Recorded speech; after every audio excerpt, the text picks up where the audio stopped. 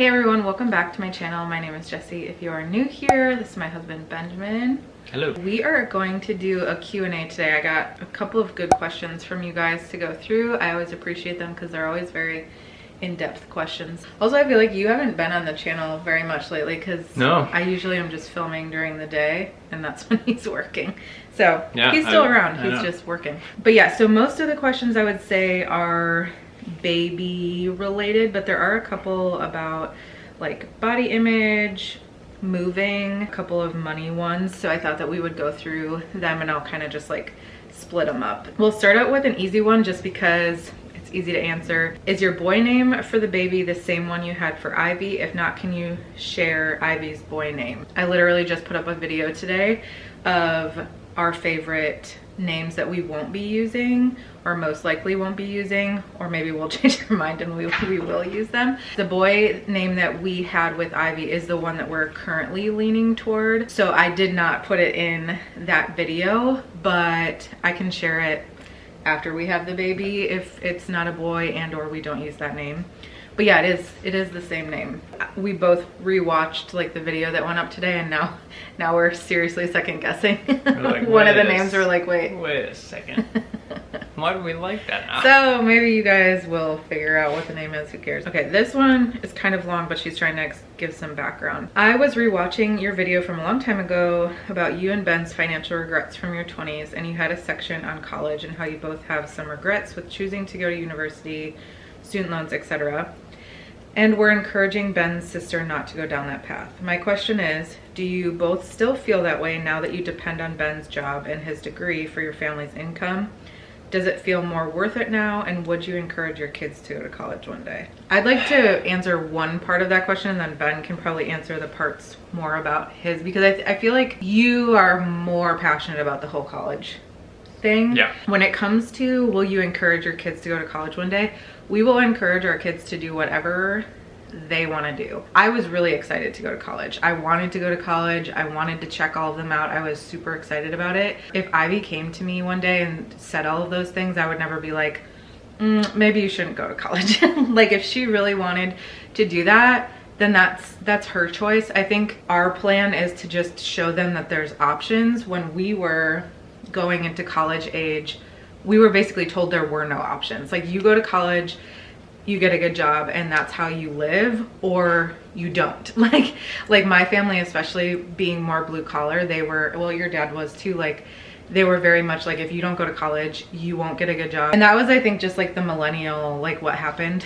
to us. So I think for us, when it comes to kids, we're just going to pay attention to what they're interested in. If they're super interested in education and they want to do something that requires an education, like a university degree, or they just want to experience that, and that's because we both loved our college experiences, I would never tell her that she couldn't do that, but I would just give her more information. Like there's other options to do. We have no idea what college is even going to be like in the next 17, 16 years before she gets there, and explain to her the financial aspect of it. I think that was the hardest part for us, is we just weren't given good information about the financial aspect of college, right? Maybe.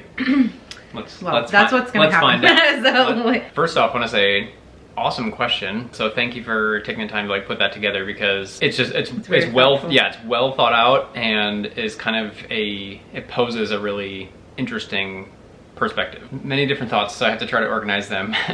We do depend on my income. My income is related to the degree that I have, which for many people that's not the case.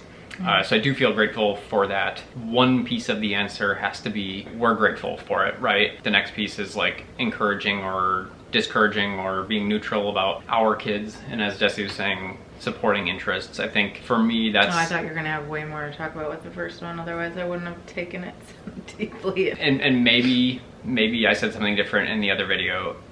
I've had a hard time ever saying that I regret my college experience, because I can genuinely look back and say, I just don't know that I could have done something different. Like I don't know that I could have...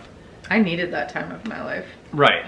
And like that helped shape who I am. Yeah, it was very formative for me as well in a lot of other ways. Just as a person, a young person, young adult at that time. Can I add one thing? Sure. Sorry. The reason that we were discouraging Ben's sister to go is because that was kind of what she wanted. College was not working for her. We were actively supporting Right. her not really feeling pulled to go. And I was going to mention the same thing. She had other options that made more sense for her. Right. It would have been different if she was coming to us like really excited about going into this program, and we were like, oh, don't do it, don't do it, don't do it. Like, we just kind of, like I said, like actively supported, and we're like, hey, if you don't want to go, don't force it. Yeah. You don't have to go just because other people are, or because you feel like you should, like that whole thing. The thing then is our kids. I had thought about this recently, and I'm gonna say I struggle with it more than Jesse does.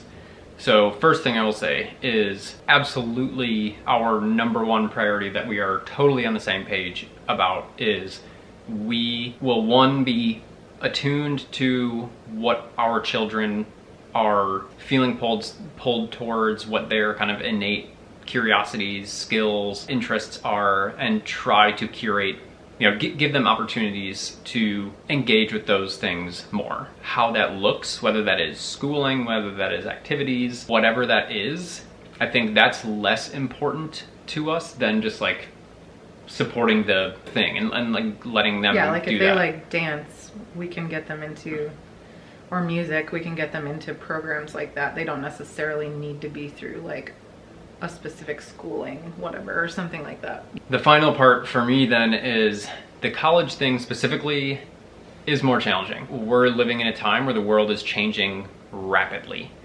I can see that colleges, universities of the way they exist today will be a dying breed. I don't think it's going to look the same in 10 and definitely not 20 years from now. And so I think that's the thing that gives me a little bit of... so much more virtual school and stuff like that. Right, there's so much... That wouldn't have been as helpful for me. Right. This is such a nuanced conversation, and I'm not gonna, like, I could talk for probably half hour on this. So I foresee the future of higher education looking different than what we experience anyways. If that's not the case, and it does look similar, I think I would struggle just because it will change. Like by the time she's getting into the workforce and getting into, doing whatever she wants to do, I just think there's such a high probability of things being different at that point. I guess the hard part is I don't really have any proof of that, or it's not like super tangible to be saying that as an answer to a question or to my kid eventually. I think when it comes down to it, I don't think either of us would feel comfortable with either of us nixing a dream that our kid has. Right. Like if she wants to go to Harvard and she's like super fucking pumped about it, I'm not gonna stop her from it. Like I'm gonna help her get there. And I think that you're the same. I think that you will continue to teach her throughout her life like different options that she could go for. I don't think either of us, we would never just stop her from doing something because we don't fully agree with it. And that's the part, well, I will slightly disagree for myself and say that that would be hard for me, knowing the financial position that it has put us in. That's what's hard, right? But you would stop her? I would have a hard time biting my tongue, is what I'm saying. I'm just being honest. You could give your opinion, but you could not stop her. Correct. Correct. Yes. Like that, sure. Like I think being open about like your opinion is fine, but pushing your views onto your child is not fine. And right, Jessie knows me enough to know that I wouldn't actually do that, which is why she's pushing me on it. We already really value open conversation between the two of us. Open, honest conversation, even if that conversation is difficult or there's conflict within that. We're going to do the same thing for our kids. Gives a lot of space to have really meaningful conversations, and so I think those things get figured out during those conversations so that there's never anything behind closed doors and Ivy's one day like, Dad, I'm going to college, and all of my fears and whatever come out in that moment in time. I guess is kind of how it feels to me. Okay, will you be bringing your daughter or anyone else to the hospital to meet the new baby, or wait until you go home? Good question. We've actually been talking about this. I would like to bring Ivy to the hospital unless there's like complications, or the hospital tells us that there's like an outbreak of the flu or something like that. Yeah. But I would like to have Ivy come because I'm having C-section, so most likely the day after the C-section or the day that we're bringing baby home. I would like her to come because I would like her to have an experience that is just hers. Her aunt and grandma will be watching her. Her aunt most likely will meet the baby when we come home because she'll have to trade off. Yeah. But I don't think we're going to do any like holding of the baby, anything like that right away, just to be conscious. Like Ben's sister and mom both work in a very public environment where they're like constantly it's customer service. They're constantly in contact with people. So we just want to be conscious of the fact that we will have a baby with like zero immune system and a toddler who also could catch something and then give it to us or the baby. I think we're just thinking about that. We haven't really figured out visitation besides that. We won't have any more visitors in the hospital. That will just be Ivy, and we live close enough to the hospital that Benjamin can go pick her up and then bring her. I feel like we're still unsure. We're kind of going to play it by ear and how comfortable we feel. There will probably be rules if people come over at any point of like no kissing, no, you know, that kind of stuff. I don't have much to add. I feel basically the same. I think getting Ivy in a situation where she can have her kind of like hospital meeting baby will be cute. Coming home, I don't know, at least my gut feeling is like probably very limited for the first week. Like let's just kind of get ourselves situated and stuff. Maybe start to have some overnight help if we need that or something like that. And then... Or even bringing Ivy to them. Right. Or something if we need to just like have a minute without a toddler or something like that. That might happen more than like people coming to meet the baby. And then I don't know, I just kind of feel like a week after, maybe, again, it's like just my family that's around here and close. I'm also going to be recovering from major surgery. Yeah. So that's also a piece of it, is like if Benjamin needs help and we end up having his mom come over 2 days later because he's also taking care of me, which is what happened last time. She just serendipitously was there when Ivy was born. It wasn't planned at all, and she was needed because it was an unplanned C-section. So there's things like that that who knows, like if I'm having issues, if we're having issues with baby, if Ivy gets sick, if like Benjamin gets sick or is exhausted or something, like that's the whole reason we moved back here, was to be like close to people that could come and help quickly. But as far as like planned visitation, I don't think it'll be something we'll do right away. I'm curious. I love this question because he's ready for it. Does Benjamin mind how much coffee and takeout you buy, or does it not faze him? Is that a good answer right there? I'll just cut it. Just me laughing. I know I responded to this comment. I was like, he's gonna love answering this, I'm sure. You know, like anything in a marriage, you need something to hold over the other person. No, I mean, this is like the one thing, right? I feel like the more serious, less jab is like in marriage, we all have our things. Marriage is a compromise. Any relationship is a compromise. This is her thing that is just the area that she gets spendy in. It comes in times when she's stressed or emotional or anxious, which all totally makes sense. I feel like in pregnancy too, he's much more relaxed with it because he just like wants me to eat, and he's like understanding. I think too in the last year I've done a lot of work around like my addiction to that, like spending and food or spending on food, and like what that is actually helping. So I do feel like while I do still tend to eat out probably more than I should, I'm more conscious of it now, and I am like, I'll ask him or we'll have a conversation about it. So it's not as like big as of a fight as it used to be, especially like earlier in our relationship when we were having money problems and we were both irritated with the other for what they were spending money on, and then it kind of became like I'm gonna get food out because I work or whatever. He doesn't ever get like mad at me about it. Yeah, I was gonna say that I feel like we've both gotten better around it. She's done a lot of kind of the mental, emotional work with like why she needs to go do that. With that kind of acknowledgement for herself and doing that work, she has kind of followed that up with being more discerning about like, do I actually need to go do this right now? Or like, so just like taking that one pause before going and doing like the knee-jerk reaction, go and doing the thing, I've appreciated a lot. I, on my end, have worked a lot on not allowing it to trigger me so much. and have such like an emotional reaction to like, dude, what are you doing? And so the fact that we've both gotten a little bit better and both done our own work around it has made the whole thing, I would say, much less emotionally charged than it has been in the past. Like I feel like we're in a really good place with it. I feel like I actually have space, like Jessie said, sometimes, or a lot of times she'll ask no, and like I actually have space to say no, whereas in the past I could say no, but it probably wouldn't be received so well. How has your body image / weight anxiety been this time around in pregnancy? I remember it was very hard for you last time. I think going along with the eating out thing, a lot of the work that I did earlier this year with that, or last year with the like body image / binge eating / impulsive, whatever, emotional eating course that I did, or group that I was in. Yeah, basically exactly a year ago, right? Yeah, it was helpful for that in general. I feel like this pregnancy I've been much more focused on like, okay, I know gluten and I know egg make me feel bad, so I'm gonna cut those things out.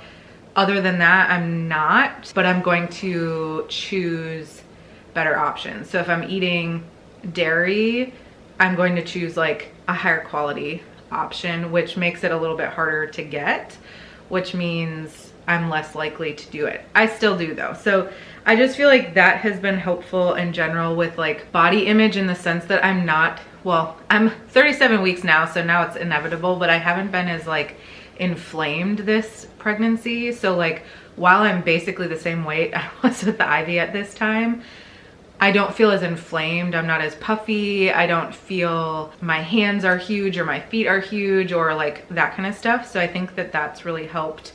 Like if you've never dealt with like inflammation or on your body, like it can make you look 20 pounds heavier than you already are. So adding that on top of how much weight I've added is difficult. I would say the end of this pregnancy, I'm feeling about the same that I did last time though. Like I don't have anxiety, but the stretch marks, the new stretch marks that I'm getting are hard to see sometimes. Not fitting in basically anything besides a few things is a little bit triggering. I don't feel like it's bothering me as much this time.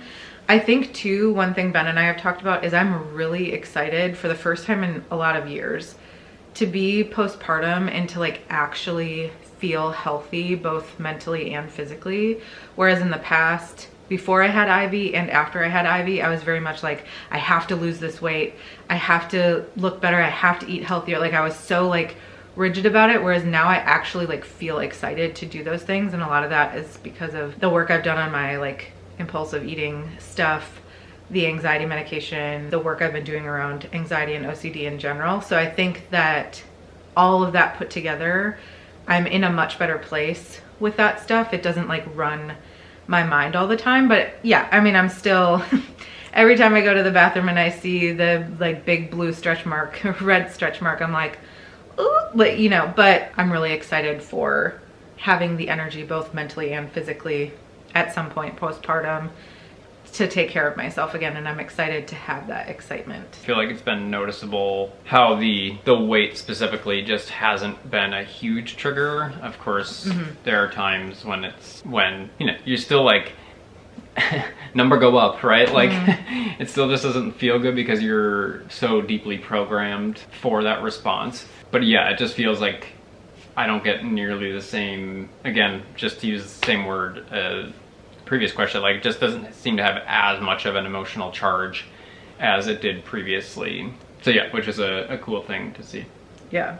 I also haven't had any practitioners bring it up, which I think has been helpful too. Any update on moving plans for this fall? Raleigh, renewing your lease, staying in Illinois, but in a new house, etc. The option of staying in Illinois and moving to a new house doesn't really make sense. We would just be paying, like if you guys watched when we had to move here, this was like the least expensive house that we could find, and it was already $200 more than the house we were currently renting. So we're not gonna find anything cheaper than this for what we need. And just to quickly, like renting or buying, like yeah, it doesn't matter. Not any better, especially again remembering that Ben works from home full time. He needs a room or a space that is solely fully his. Designated. So a lot of the houses here are small and 3-bedroom, but it's basically a small 2-bedroom for us. Or what would even be like reasonably within our price range. Right. There won't be any purchasing in Illinois unless something like huge changes.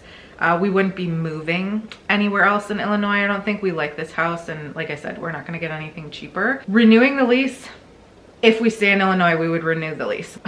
This is a hard question to answer because I think if we're looking at things financially and what we want, we would love to move back to Raleigh. We would be able to rent or purchase a home there much easier than we can here. We would be more likely to get a home that was more conducive to the life that we want to live. Staying in Illinois, unless something happens with my income, is going to be an extreme financial stretch. If you've watched any of our videos, I think it would be a financially poor decision to do as well.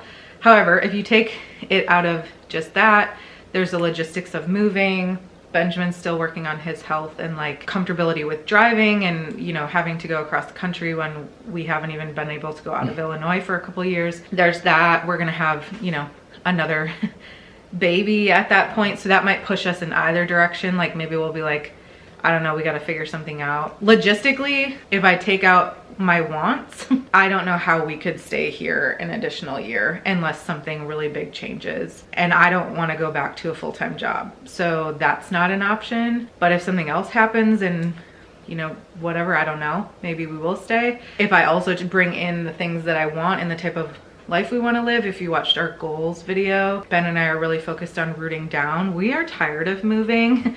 We would love to purchase a home, but we would rent again if we needed to, but we would love the option to purchase a home, even if it's not our forever home, and just not have to think about moving every year, every 2 years, especially with kids. Like it's so annoying. We have so much stuff. It's just, we're over it. And it's a big expense. And it's a huge expense, yeah. In my mind, the only option is moving. I keep getting the sun. I think we have the option to stay here another year, but we don't know what that is. Like, we don't know what his health is going to be like, my health, baby, money, that kind of stuff. But currently looking at the outcome of this year, I don't know how we would stay another year. I'm very passionate about this, which is why he let me just go. Yeah, it's a very complex question. I struggle a bit because it feels very overwhelming to try to consider on multiple fronts. I have like a very personal for me in terms of struggling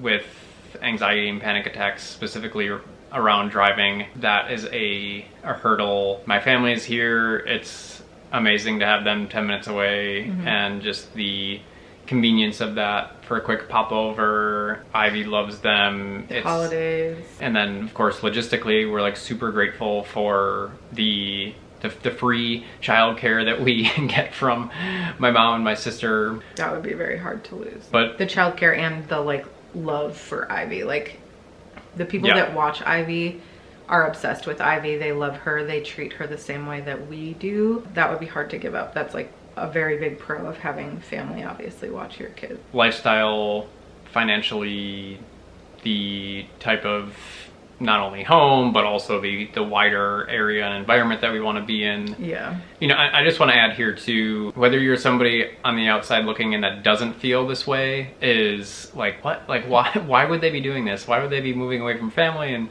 you know, good relationships that they have, all this stuff? Or maybe you are in a similar position and you're struggling with making this decision. I just want to say, like, there's a part of it where we just feel pulled there. And it was so hard to leave, and we don't regret our decision to do that at all.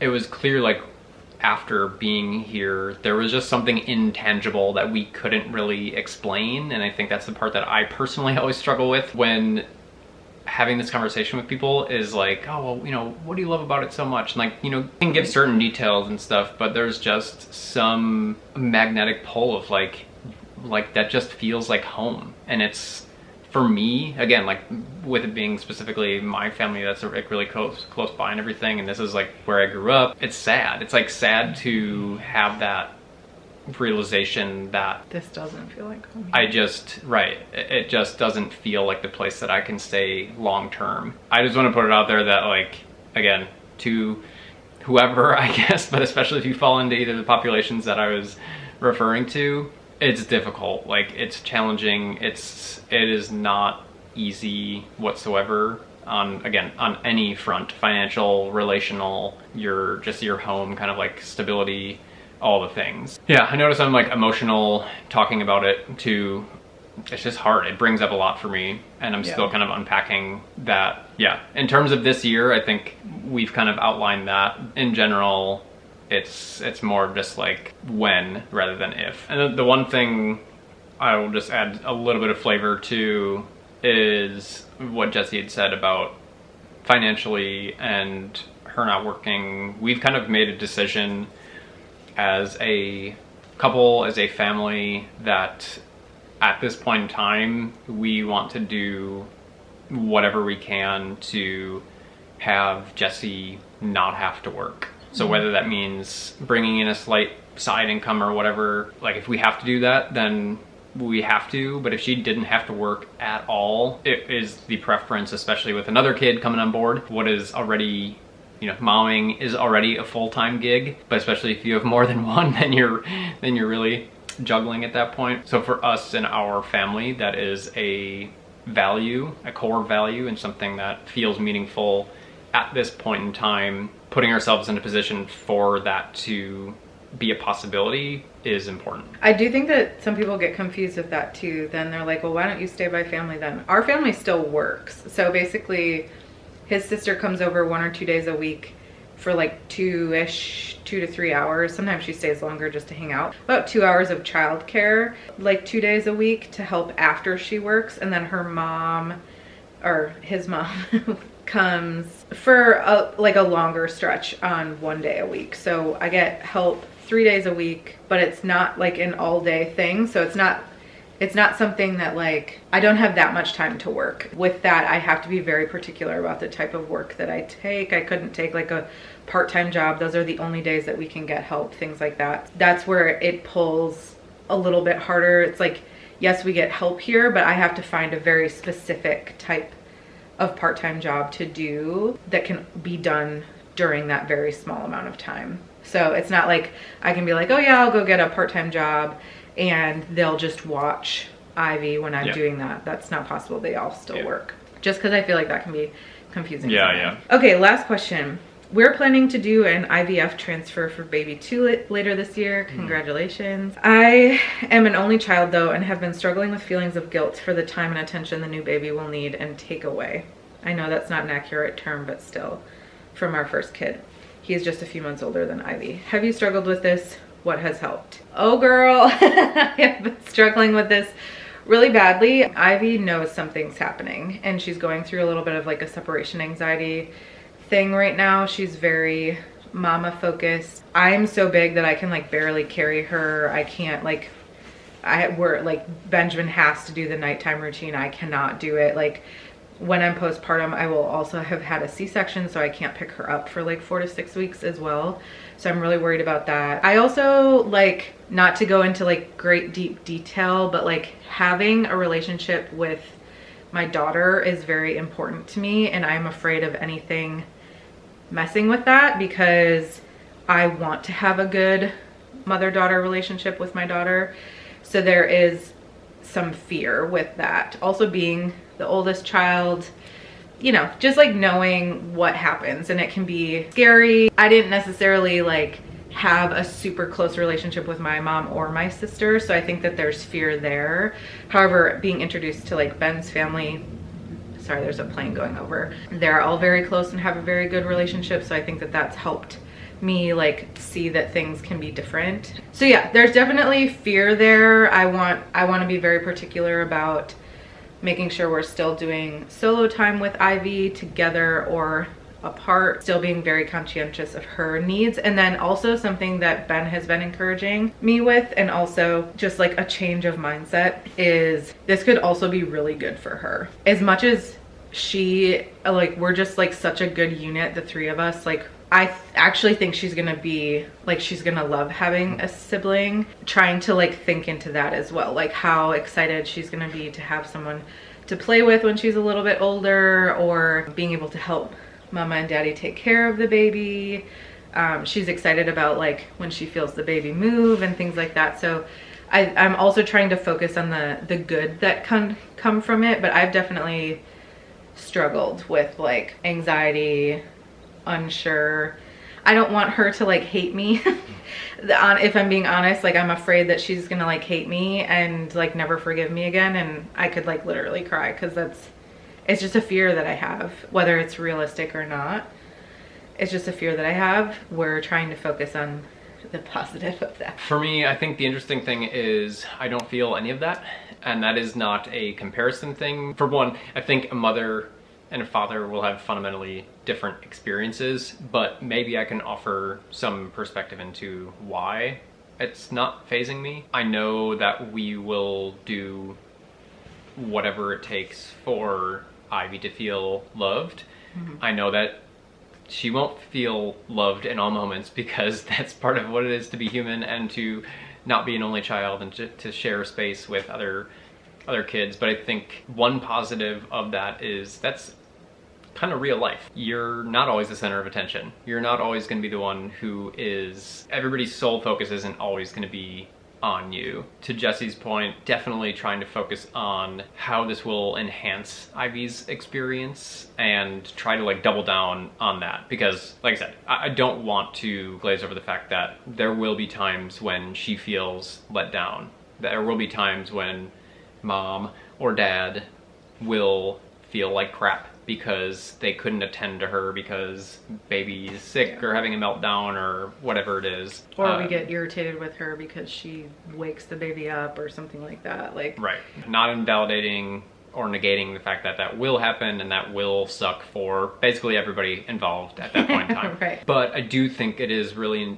really important to be intentional about bringing them in a really meaningful way. Oh, we're changing baby right now, or baby pooped for the third time this hour. We're gonna change a diaper now. Can you help me? Or can you stand here and I'll hand the diaper and you can put it in the pail? Or just figuring out ways to get her involved. I think we've already took that approach to parenting, and I feel very strongly about this, that at the end of the day, kids want and need that more than anything, is to be an involved, engaged member of the family. They don't need more toys, they don't need more stimulation. They need to feel like part of the unit, and that's what gives them meaning, that's what gives them purpose, that's what makes them feel loved, and that's what also helps them grow into a little human and be able to do all the important human things and learn skills and how to work with people and collaborate and all those things. But I do think that when in this period,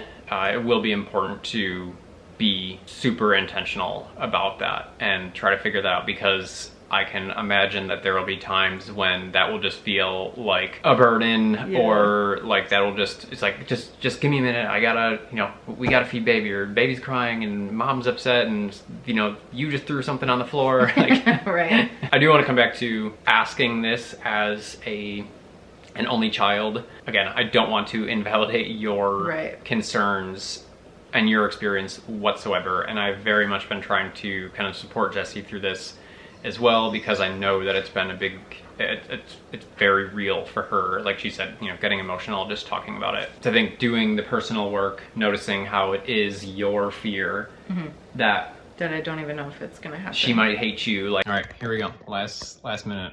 Benjamin couldn't figure out how to land the plane before the engine died. Just really acknowledging what your fears are and what your past experiences and emotional experiences or narratives you have in your brain and your body, and start to differentiate that from what will, be the for sure certain reality of your child. I think there also just like coming up with a plan of little things to do, like what I kind of mentioned too, is like both Ben and I have talked about wanting to have like individual time with Ivy, whether that's he's taking her to the library. Like this might be easier for him directly postpartum, obviously, because baby will be with me a little bit more. And then also I'll be recovering from a C-section, so I can't pick Ivy up for a while. So that really like messes with things. But taking Ivy grocery shopping where it's just me and her, or him going to the library or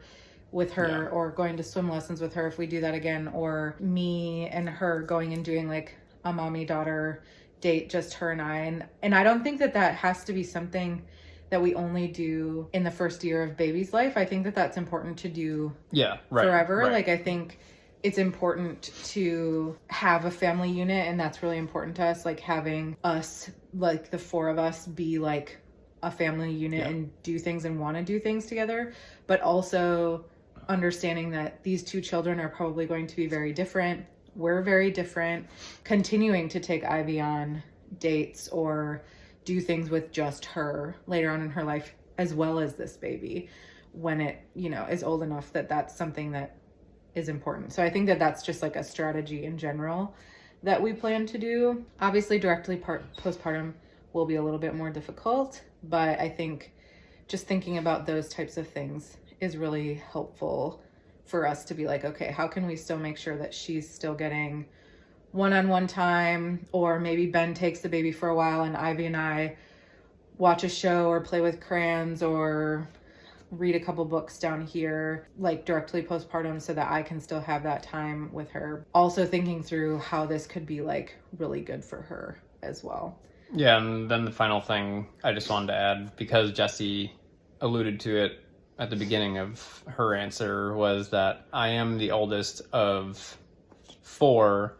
I have a sister who's 2 years younger than me, which will be the situation that we're going into with Ivy, whereas Jessie had a much bigger gap between her and her sister. There's like 6 years. It was super fun to have a sister. I have no outstanding resentment towards my parents or towards her, because I can imagine that as an only child, it's got to be like, how could you possibly imagine what it would be like to, you know, to have siblings and to parent a child that will have siblings. Can share from my experience that it was a really meaningful and full experience, I would say. You'll be good. I acknowledge the fears, but it'll be fun. That's all the questions. I'm gonna have to edit like 300 years of per usual. So if you stayed till the end, we really appreciate it. Thank you so much for watching, and we'll keep you updated on how this goes, as the baby's literally kicking me to death right now. But thanks so much for watching. We'll see you in the next video. See y'all.